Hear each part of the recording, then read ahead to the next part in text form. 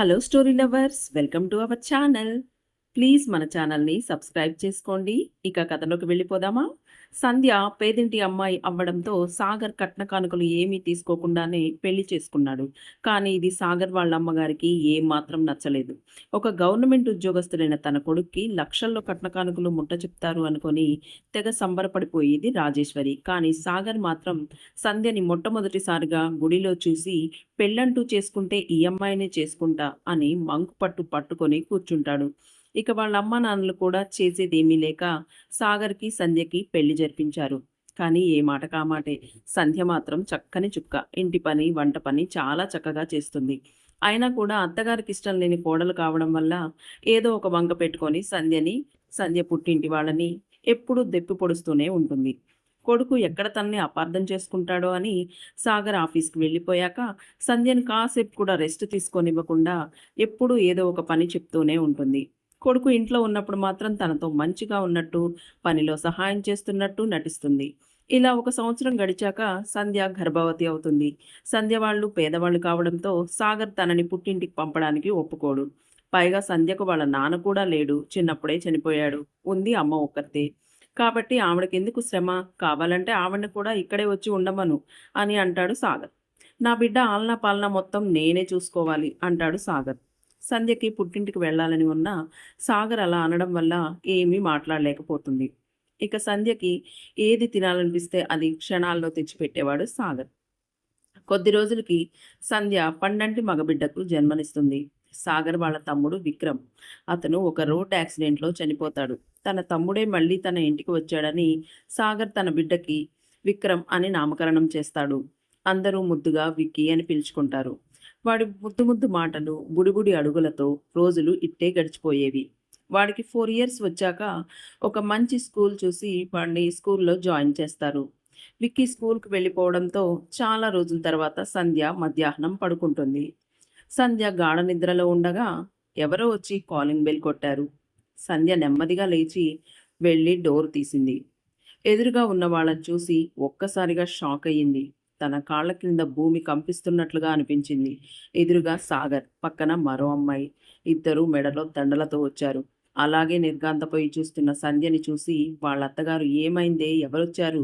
నేను అలా అరుస్తూనే ఉన్నాను, నువ్వు అలా గుడ్లగూబలా నిలబడి చూస్తున్నావేంటి అనుకుంటూ వస్తుంది రాజేశ్వరి. మొదట రాజేశ్వరి షాక్ అయినా సాగర్ చెప్పిన మాటలకి కన్విన్స్ అయింది. ఇప్పుడు తన కొడుక్కి దగ్గర కోడలు వచ్చింది అని అనుకుంటూ సంబరపడిపోతుంది. అంతకుముందు సాగర్ తన భార్యని వాళ్ళమ్మని పక్కకు తీసుకెళ్ళి, ఈ అమ్మాయి పేరు శృతి, మా బాస్. తనకి 100 కోట్ల ఆస్తి ఉంది. తనకి పిల్లలు కూడా పుట్టే అవకాశం లేదట. ఇంతకుముందు మన విక్కీ గాడిని 2-3 సార్లు ఎక్కడో చూసిందట. తనని పెళ్లి చేసుకుంటే తన ఆస్తినంతటినీ మన విక్కీ గాడికి రాస్తానంటుంది. అందుకే శృతి నేను గుడిలో పెళ్లి చేసుకున్నాం అని అనగానే వాళ్ళమ్మ, ఆహా, ఇన్నాళ్లకు ఒక మంచి పని చేశావురా, ఇక్కడే ఉండండి, ఇప్పుడే వస్తా అని సంధ్యను తోసుకుంటూ కిచెన్లోకి వెళ్ళి హారతి పళ్ళెంతో వచ్చి ఇద్దరికీ హారతిచ్చి కొత్త కోడల్ని కుడికాలు పెట్టి లోపలికి రమ్మని ఆహ్వానిస్తుంది. సంధ్య ఇంకా అలా షాక్లోనే ఉండి కుప్పకూలిపోయి కింద కూర్చుంటుంది.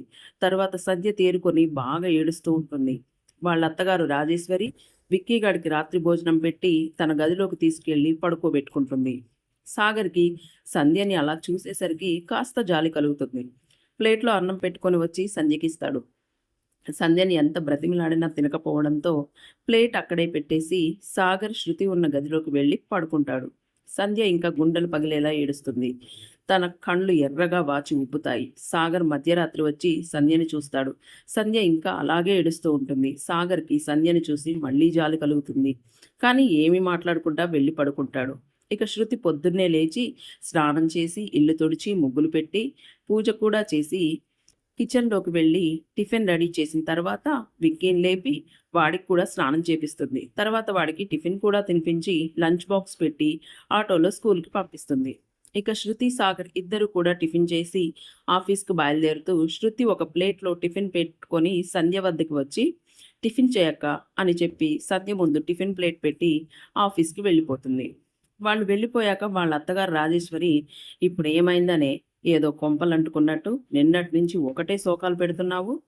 అమ్మ పెట్టా పెట్టదు, అడుక్కు తిననివ్వదు అన్నట్టు పుట్టింటి నుంచి నువ్వు తెచ్చింది ఏమీ లేదు, తెచ్చేవాళ్ళని తేనియవు. అని వాళ్ళ అత్తగారు పుండు మీద కారం చల్లినట్టుగా ఇంకా సూటిపోటి మాటలు అంటుంది.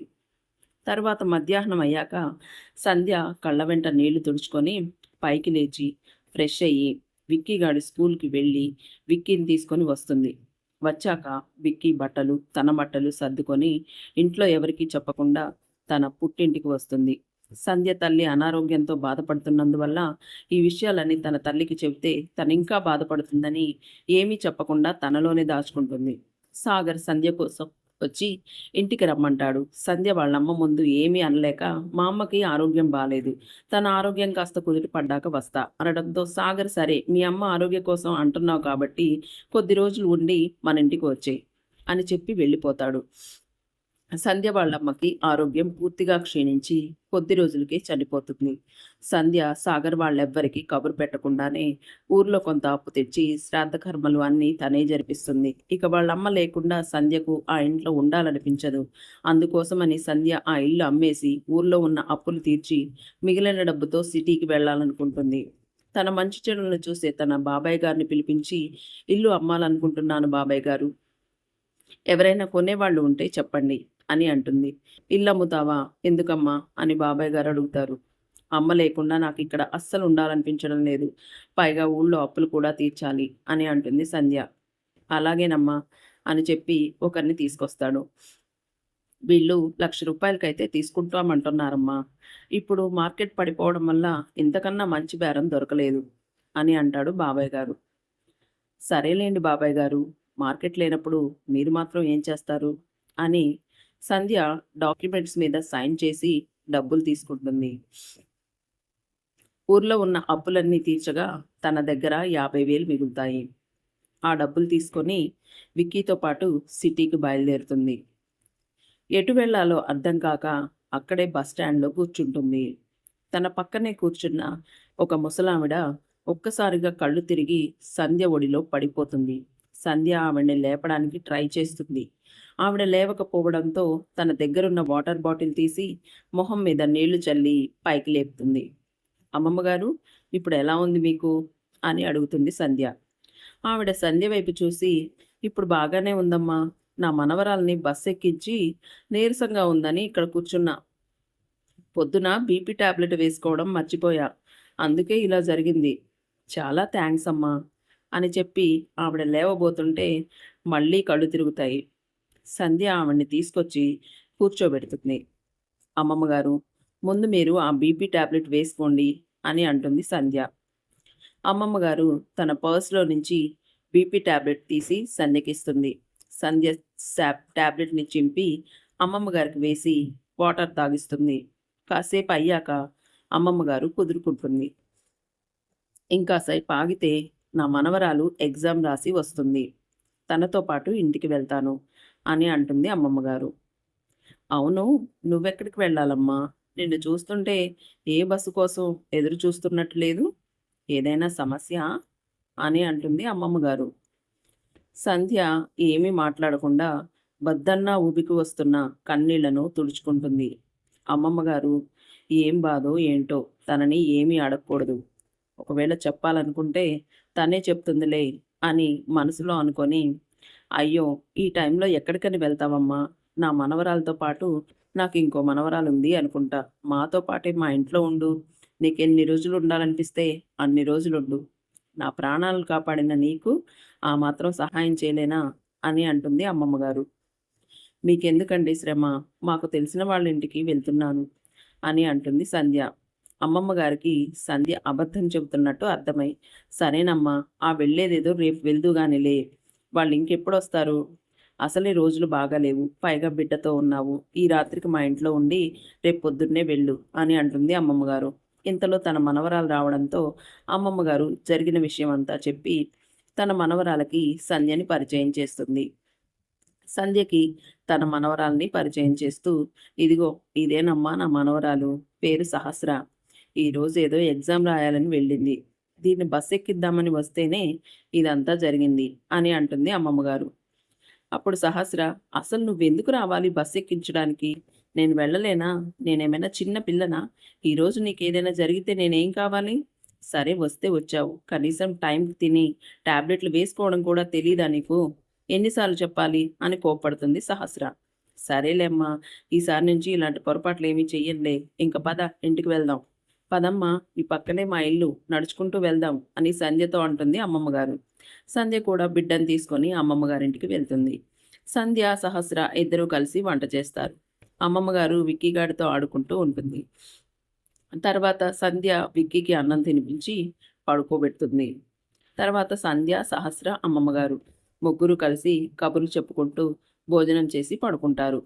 సంధ్య పడుకొని విక్కీ గురించి ఆలోచిస్తూ ఎక్కడైనా స్కూలుకు దగ్గరలో ఒక రూమ్ తీసుకొని వీడిని అర్జెంటుగా స్కూల్లో చేర్పించాలి, రేపటి నుంచి ఆ పనిలో ఉండాలి అని అనుకుంటూ నిద్రలోకి జారుకుంటుంది సంధ్య. మరుసటి రోజు ఉదయమే సంధ్య విక్కీగాడిని తీసుకొని బయలుదేరుతుంది. అమ్మమ్మగారు విక్కీని దగ్గరకు తీసుకొని ముద్దు పెడుతుంది. అదే నా మనవరాలైతే నన్ను విడిచిపెట్టి వెళ్ళిపోతుందా అని బాధపడుతుంది అమ్మమ్మగారు. అప్పుడు సంధ్య, అమ్మమ్మగారు మీరిప్పటికే నాకు చాలా సహాయం చేశారు, ఇంకా మిమ్మల్ని నేను ఇబ్బంది పెట్టలేను అని చెప్పి బయలుదేరుతుంది సంధ్య. అమ్మమ్మగారు మళ్ళీ కళ్ళు తిరుగుతున్నట్టుగా నటిస్తుంది. సంధ్య వెనక్కి వచ్చి అమ్మమ్మగారిని లోపలికి తీసుకెళ్లి పడుకోబెడుతుంది. సహస్రకి స్పెషల్ క్లాసెస్ ఉండడంతో పొద్దున్నే కాలేజీకి వెళ్ళిపోయింది. సంధ్యకి ఏం చేయాలో అర్థం కాదు. ఒక గ్లాసులో వాటర్ తెచ్చి అమ్మమ్మగారి మొహం మీద చల్లుతుంది. తర్వాత కూర్చోబెట్టి వాటర్ తాగిస్తుంది. అప్పుడు అమ్మమ్మగారు, నా మనవరాలేమో కాలేజీకి వెళ్ళిపోతుంది, ఒక్కదాన్నే బిక్కు బిక్కుమంటూ ఇంట్లో కూర్చోవాలి, నాకేదైనా అయితే నన్ను చూసే దిక్కు కూడా లేదు అని అంటుంది అమ్మమ్మగారు. అప్పుడే సంధ్య, అయ్యో అమ్మమ్మగారు అలా మాట్లాడకండి, ఎటు వెళ్ళాలో తెలియని నన్ను తీసుకొచ్చి మీ ఇంట్లో పెట్టుకున్నారు, మీకు ఏదైనా కానిస్తానా అని ఫ్లోలో అనేస్తుంది సంధ్య. అప్పుడు అమ్మమ్మగారు నవ్వుతూ, నాకు తెలుసమ్మా, నువ్వేదో సమస్యల్లో ఉన్నావని, అది రాబట్టడానికే ఇలా నటించాను అనగానే సంధ్య ఆశ్చర్యంగా చూస్తూ, అంటే మీకు నిజంగా కళ్ళు తిరగలేదా? లేదు, అలా చెప్తే తప్ప నువ్వు ఆగేలా లేవు, నువ్వేదో ఒక ఉద్యోగం చూసుకునేంత వరకు ఈ ఇంట్లోనే ఉండు తల్లి, ఆ పసివాడి మొహం చూస్తుంటే జాలేస్తుంది, వాడిని తీసుకొని ఎక్కడికని వెళ్తావు అని అంటుంది అమ్మమ్మగారు. సంధ్యకి ఏం చెప్పాలో అర్థం కాక, సరే కొద్ది రోజులు ఇక్కడ ఉండడమే మంచిదేమో అని మనసులో అనుకొని, సరే అమ్మమ్మగారు ఇక్కడే ఉంటాను అని అంటుంది సంధ్య. అమ్మమ్మగారు చాలా సంతోషపడుతూ విక్కీ గాడిని దగ్గరికి తీసుకొని పక్కన కూర్చోబెట్టుకుంటుంది. విక్కీ గాడి మాటలతో అమ్మమ్మకు చాలా దగ్గరైపోతాడు. సహస్ర కూడా రోజు కాలేజ్ నుంచి వచ్చి విక్కీ గాడితో కలిసి ఆడుకుంటుంది. ఇక సంధ్య, సహస్ర ఇద్దరూ కలిసి విక్కీని తీసుకుని వెళ్ళి స్కూల్లో జాయిన్ చేస్తారు. సంధ్యకు మధ్యాహ్నం అంతా ఏం చేయాలో తోచక విక్కీ స్కూల్ ఫీజు కోసమైనా ఏదైనా పని చేయాలనుకుంటుంది. తనకు వంటలు చేయడం బాగా వచ్చు. పచ్చళ్ళు, స్నాక్స్ తయారు చేసి అమ్ముదాం అనుకుంటుంది. ఇదే విషయం అమ్మమ్మగారికి కూడా చెప్తుంది. అమ్మమ్మగారు, సరేనమ్మా, నీ ఇష్టం, నీకేం తోచట్లేదు అంటున్నావు కదా, నీకు ఇబ్బంది అనిపించకపోతే అలాగే చెయ్యి అని అంటుంది.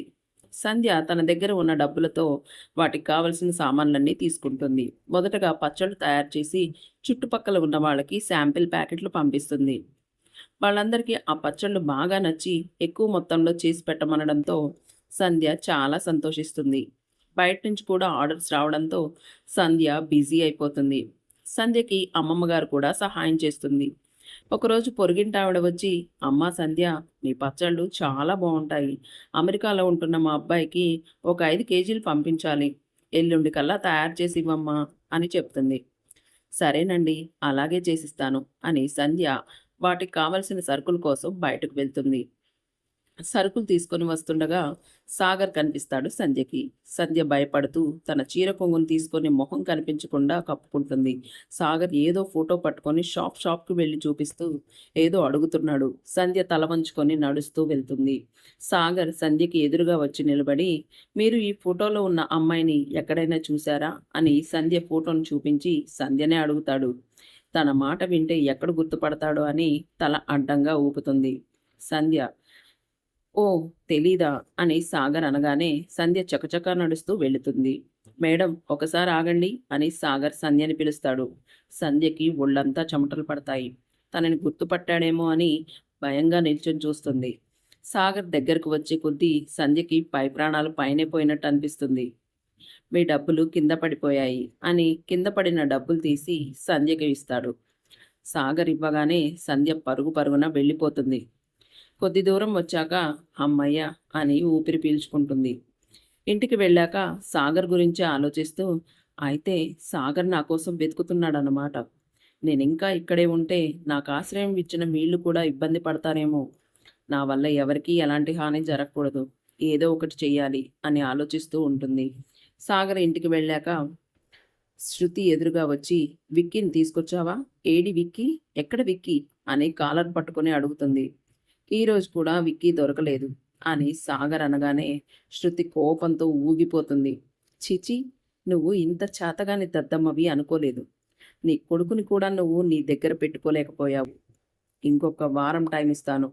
ఈలోపు గనక విక్కీని తీసుకురాలేకపోయావో నేనేం చేస్తానో నాకే తెలీదు" అని గట్టిగా వార్నింగ్ ఇచ్చి వెళ్ళిపోతుంది శృతి.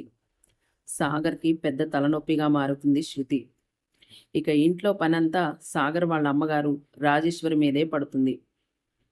రాజేశ్వరిని రాజేశ్వరి శృతిని వంట చేయమంటే, "నేనేమైనా ఈ ఇంట్లో పని మనిషినా అనుకుంటున్నారా? మీ అందరికీ చాకిరీ చేయడానికి? అంతలా మీరు చెయ్యలేకపోతే ఒక పని మనిషిని పెట్టుకోండి. అంతేగాని వంట చెయ్యి, కాళ్ళు పట్టు అని నా మీద పెత్తనం చేయాలని చూస్తే మాత్రం నేనస్సలు ఊరుకోను" అని రాజేశ్వరికి కూడా గట్టిగా వార్నింగ్ ఇచ్చి వెళ్తుంది శృతి. అప్పుడు రాజేశ్వరికి సంధ్య విలువ తెలుస్తుంది. ఒకరోజు రాజేశ్వరి డైనింగ్ టేబుల్ మీద ఉన్న సాంబార్ గిన్నెకు పొరపాటున చెయ్యి తగలడం వల్ల సాంబారంతా కిందకు ఒలికిపోతుంది. అది క్లీన్ చేద్దామని కదలబోతుంటే అందులో కాలు జారి కింద పడిపోతుంది. "అమ్మా! దేవుడా! నా నడుములు విరిగిపోయాయి" అని గట్టిగా అరుస్తూ కేకలు వేస్తుంది. లోపల ఉన్న శృతి బయటికి వచ్చి, "ఏమైంది? ఎందుకలా అరుస్తున్నారు? అయ్యయ్యో! ఎంతో కష్టపడి చేసిన సాంబార్‌ని ఇలా నేలపాలు చేశారు.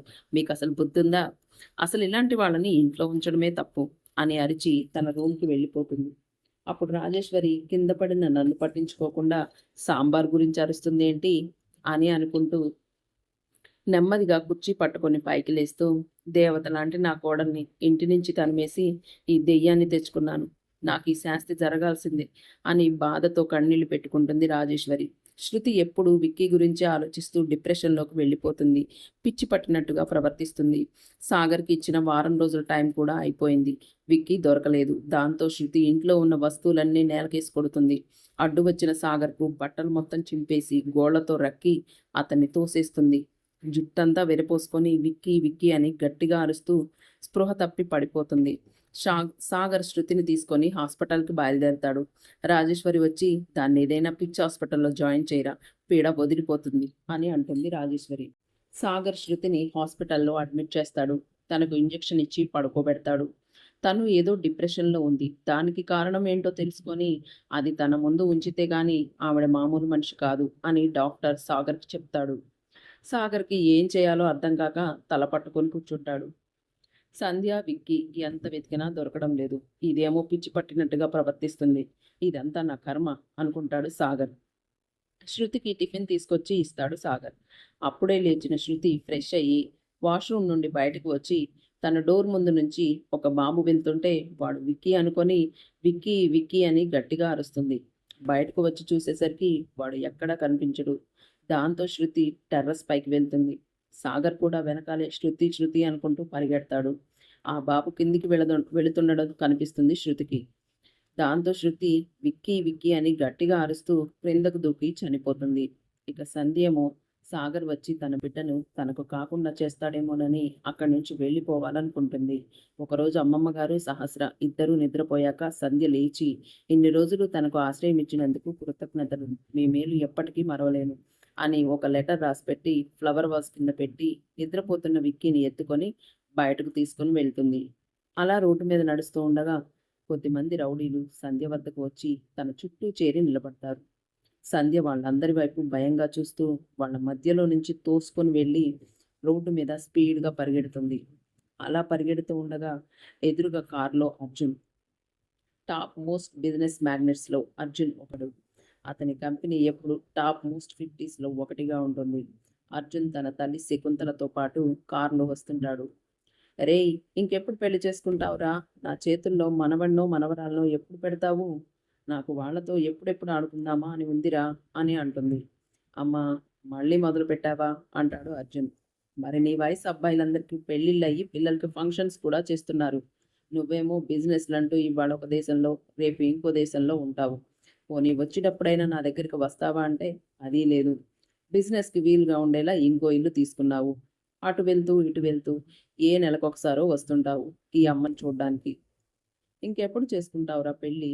వయసు ముదిరాక నువ్వు చేసుకుంటానన్నా ఎవ్వరూ ముందుకు రారు పిల్లనివ్వడానికి. ఎంత చెప్పినా నువ్వు మాత్రం మారడం లేదు.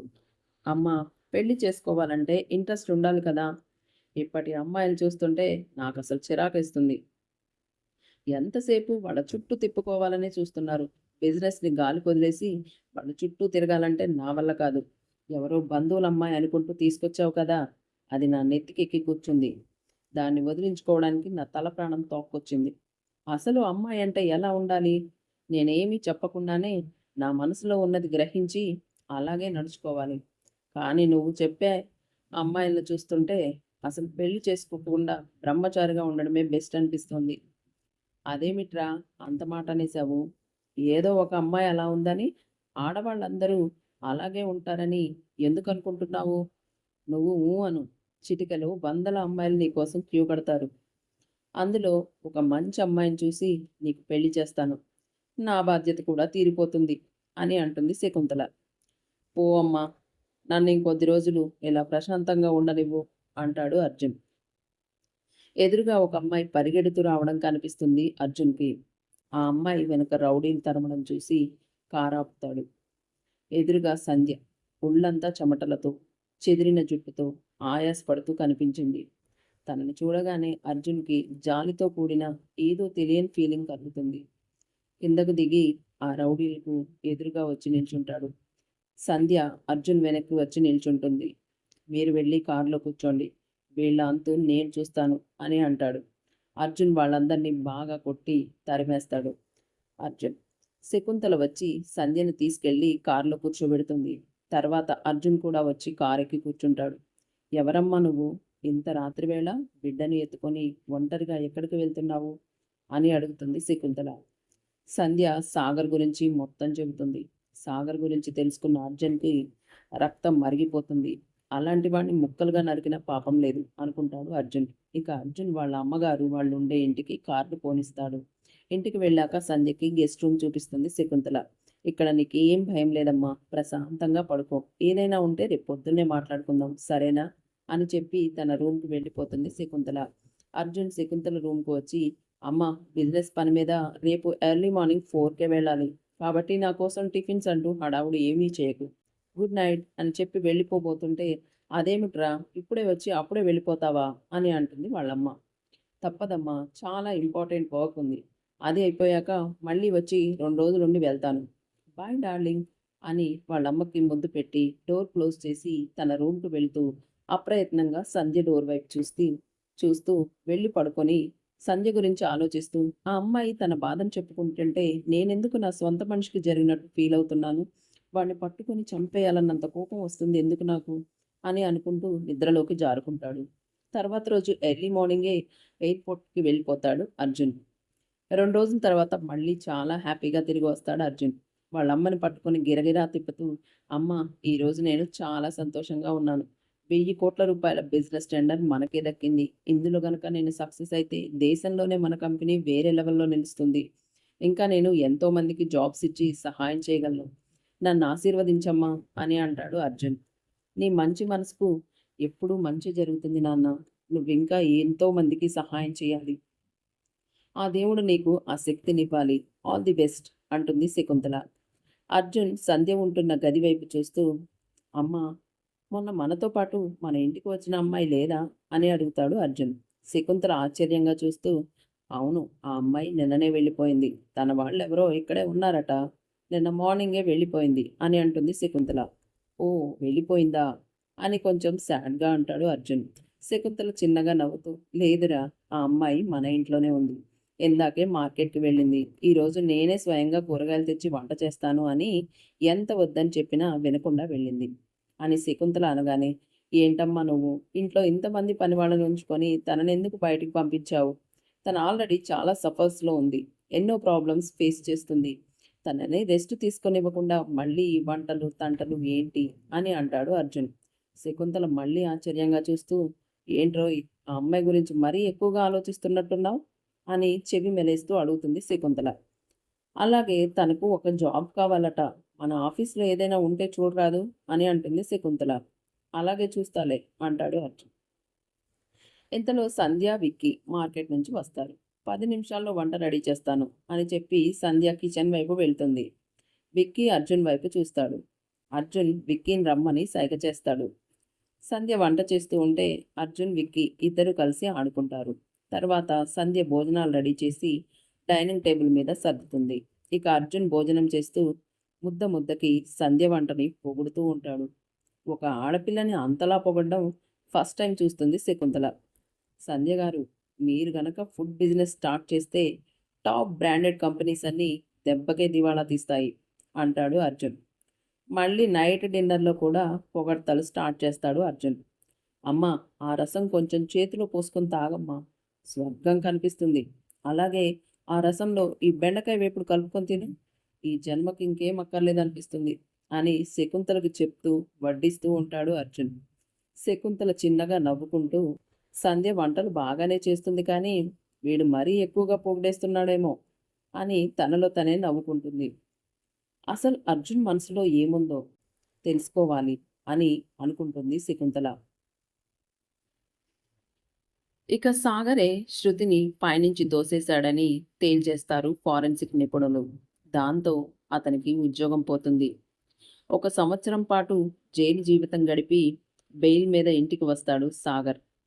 రాజేశ్వరి వృద్ధాశ్రమంలో ఉంటుంది అని తెలిసి అక్కడికి వెళ్తాడు. ఇంటికి వెళ్దాం రమ్మని అడుగుతాడు సాగర్. కానీ రాజేశ్వరి అందుకు ఒప్పుకోదు. నేను ఆ ఇంటికి రాలేను. నాకు ఇక్కడే బాగుంది.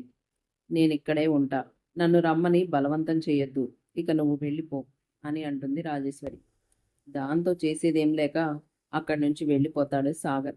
తర్వాత తన అమ్మమ్మ ఇంటికి వెళ్తాడు. అక్కడ తన అమ్మమ్మ తన కోసం ఒక పని మనిషిని పెట్టుకుంటుంది. ఇంట్లో పనులన్నీ తనే చేస్తుంది. ఇక సాగర్ కూడా తన అమ్మమ్మను చూసుకుంటూ అక్కడే సెటిల్ అయిపోతాడు. తర్వాత 4 గేదెలు కొనుక్కొని ఇంటి చుట్టూ మొక్కలు వేసి పాల వ్యాపారం స్టార్ట్ చేస్తాడు. ఆ పనమ్మాయి కూడా సాగర్కి సాయం చేస్తుంది. మెల్లగా ఆ అమ్మాయికి క్లోజ్ అవుతాడు సాగర్. తర్వాత ఆ అమ్మాయిని పెళ్లి చేసుకుంటాడు. ఇద్దరూ కలిసి పాల వ్యాపారం, కూరగాయలు పండించడం, వ్యవసాయం చేయడం లాంటివి చేస్తారు. ఇక అర్జున్ సంధ్యని ఇష్టపడుతున్నాడని తెలుసుకుంటుంది శకుంతల. విక్కీ, అర్జున్ చాలా క్లోజ్ అయిపోతారు. స్కూల్ నుంచి రాగానే, విక్కీ ఆఫీస్ నుంచి రాగానే అర్జున్ ఒకరిని విడిచి ఒకరు అస్సలు ఉండలేరు. ఇక సంధ్య మనసులో కూడా ఏముందో తెలుసుకుందామని సంధ్యని అడుగుతుంది శకుంతల. సంధ్యకు అస్సలు ఏ మాత్రం ఆ ఉద్దేశమే లేదు. అయినా కూడా శకుంతల సంధ్యని పెళ్లికి ఒప్పించడానికి ప్రయత్నాలు చేస్తూ ఉంటుంది. నేను ఆల్రెడీ పెళ్ళయి ఒక బిడ్డకు తల్లిని. తనేమో అసలు పెళ్ళే కానివాడు. నా వల్ల అతను తన జీవితాన్ని నాశనం చేసుకోవడం నాకిష్టం లేదు. నేను ఇక్కడి నుంచి వెళ్ళిపోతే తను వేరే పెళ్లి చేసుకుంటాడేమో అని అనుకొని సంధ్య ఆ ఇంటి నుంచి వెళ్ళిపోతుంది. తర్వాత అర్జున్ సంధ్య కోసం చాలా వెతుకుతాడు. ఎంత వెతికినా తను దొరకలేదు. అలా 3 సంవత్సరాలు గడిచిపోతుంది. ఒకరోజు మార్నింగ్ న్యూస్ పేపర్ చూస్తున్న అర్జున్ చూపు ఒక బాలుడి మీద ఆగిపోతుంది. ఏదో స్కూల్ ప్రోగ్రాంలో పార్టిసిపేట్ చేసి షీల్డ్ తీసుకుంటున్నాడు. వాడు విక్కీగాడే. అవును, వాడు విక్కీగాడే. కొంచెం పెద్దవాడయ్యాడంతే అని సంతోషంతో ఎగిరి గంతేస్తాడు అర్జున్. వెంటనే తన మేనేజర్కి ఫోన్ చేసి ఆ ఫోటోని సెండ్ చేసి, ఆ స్కూల్ ఎక్కడుందో నాకు ఇమ్మీడియట్గా తెలియాలి, టూ ఫాస్ట్ అని చెప్పి ఫోన్ పెట్టేస్తాడు. మళ్ళీ వెంటనే మేనేజర్ అర్జున్కి ఫోన్ చేసి, సార్, ఆ స్కూలు సరిగ్గా ఇక్కడి నుంచి 20 కిలోమీటర్ల దూరంలో ఉంది. రేపటి నుంచి స్కూల్కి సమ్మర్ హాలిడేస్ స్టార్ట్ అవుతున్నాయి సార్ అని మేనేజర్ చెప్పగానే న్యూస్ పేపర్ టీపాయ్ మీద పెట్టేసి డ్రెస్ చేంజ్ చేసుకోవడానికి వెళ్తాడు. అప్పుడే అర్జున్ సంతకాల కోసం వచ్చిన సహస్ర పేపర్లో ఉన్న విక్కీగాన్ని చూసి గుర్తుపడుతుంది. సహస్ర చదువైపోయాక అర్జున్ దగ్గరే సెక్రటరీగా జాబ్ చేస్తుంది. అప్పుడే ఫ్రెష్ అయి వచ్చిన అర్జున్కి సహస్ర విక్కీ గురించి చెబుతుంది. ఓ, అయితే నీకు విక్కీగాడి గురించి తెలుసన్నమాట అని ఆశ్చర్యంగా అడుగుతాడు అర్జున్. What a coincidence. అయితే త్వరగా పద, విక్కీని చూడ్డానికి వెళ్దాం అని కారులో బయలుదేరతారు. స్కూల్కి వెళ్ళి స్కూల్లో విక్కీని చూసిన అర్జున్ ఒక్కసారిగా ఎమోషనల్ అవుతాడు. విక్కీ కూడా అర్జున్ని చూసి పరుగున వస్తాడు. అర్జున్ విక్కీని ఎత్తుకొని ముద్దాడతాడు. తర్వాత అందరూ కలిసి సంధ్య దగ్గరకు వెళ్తారు. సహస్ర సంధ్య దగ్గరకు వెళ్ళి, ఏంటక్క అలా చెప్ప పెట్టకుండా వెళ్ళిపోయావు? అమ్మమ్మ నేను నీ గురించి ఎంత వెతికామో తెలుసా? అమ్మమ్మ నిన్ను విక్కీని తలవని రోజు లేదు. పిచ్చి పిల్ల, ఆ పసివాణ్ణి తీసుకొని ఎక్కడికి వెళ్ళిందో ఏంటో. తనెక్కడున్నా సంతోషంగా ఉండేలా చూడమని రోజు దేవుడికి దండం పెట్టుకుంటుంది అమ్మమ్మ. నువ్వు కనిపించావని చెబితే అమ్మమ్మ చాలా సంతోషపడుతుంది. ఇప్పుడే ఫోన్ చేసి చెప్తానుండు అని ఫోన్ తీసి, అయ్యో ఇక్కడ సిగ్నల్ లేదు అని ఫోన్ తీసుకొని బయటకు వెళ్తుంది. తనతో పాటు విక్కీని కూడా తీసుకెళ్తుంది. అర్జున్ గారు, మీకెవరికీ చెప్పకుండా ఇంట్లో నుంచి వచ్చినందుకు మిమ్మల్ని నేను క్షమాపణ కోరుతున్నాను అని అంటుంది సంధ్య. అయ్యో మీరెందుకు క్షమాపణలు అడుగుతున్నారు? మిమ్మల్ని పెళ్లి పేరుతో ఇబ్బంది పెట్టినందుకు నేనే మిమ్మల్ని క్షమాపణలు అడుగుతున్నాను అంటాడు అర్జున్. నేను పూజకు పనికిరాని పువ్వును, మీరు దేవుడి మెడలో తులసిమాల లాంటి వాళ్ళు. మీరు నన్ను క్షమాపణలు అడుగుతుంటే నాకు ఇబ్బందిగా ఉంది అని అంటుంది సంధ్య. మీరు పెళ్లి చేసుకున్నారా అని అడుగుతుంది సంధ్య. అప్పుడు అర్జున్ చిన్నగా నవ్వుతూ, నా జీవితంలో పెళ్లి అనేది ముగిసిపోయిన అధ్యాయం. నా లైఫ్లో నేను ఇష్టపడింది ఒకే ఒక అమ్మాయిని, అది మీరు. మీరు కాదని వెళ్ళాక నేను అసలు పెళ్లి గురించే లేదని అంటాడు అర్జున్. మరి ఇప్పుడు నేను అవునంటే అని అంటుంది సంధ్య. అర్జున్ సంభ్రమాశ్చర్యాలతో సంధ్య వైపు చూస్తూ సంధ్య దగ్గరికి వెళ్ళి సంధ్యని ఎత్తుకొని గిరగిరా తిప్పాలనుకుంటాడు. అంతలోనే సహస్ర విక్కీ వస్తారు. వాళ్ళిద్దరూ కాస్త దూరం జరుగుతారు. ఇక అందరూ కలిసి కారులో అర్జున్ ఇంటికి వెళ్తారు. తర్వాత సంధ్య అర్జున్ కొద్దిమంది బంధువుల సమక్షంలో రిజిస్టర్ మ్యారేజ్ చేసుకుందాం అనుకుంటారు. అర్జున్ రిజిస్టర్ ఫైల్లో సైన్ చేసి పెన్నుని సంధ్యకిస్తాడు. సంధ్య సైన్ చేసేలోపు ఆగండి అని ఒక గొంతు వినిపిస్తుంది. ఆ గొంతు వినగానే సంధ్యకు చెమటలు పడతాయి. సాగర్ అని చిన్నగా అంటుంది. అది విన్న అర్జున్ సంధ్య చెయ్యిని గట్టిగా పట్టుకుంటాడు. సాగర్ దగ్గరికి వస్తున్న కొద్దీ సంధ్యలో టెన్షన్ మొదలవుతుంది. సాగర్ వచ్చి గట్టిగా నవ్వుతాడు. భయపడకండి, నేను పెళ్లి ఆపు చేయడానికి రాలేదు, జరిపించడానికే వచ్చాను. ఈ పెళ్లి పెద్దగా సాక్షి సంతకం నేను పెడతాను అని సంధ్యతో సైన్ చేయించి సాగర్ సాక్షి సంతకం పెడతాడు. తర్వాత వాళ్ళిద్దరికీ మెడలో దండలు మార్పించి అక్కడి నుంచి వెళ్ళిపోతాడు. ఇంతటితో ఈ కథ సమాప్తమవుతుంది. Thanks for watching.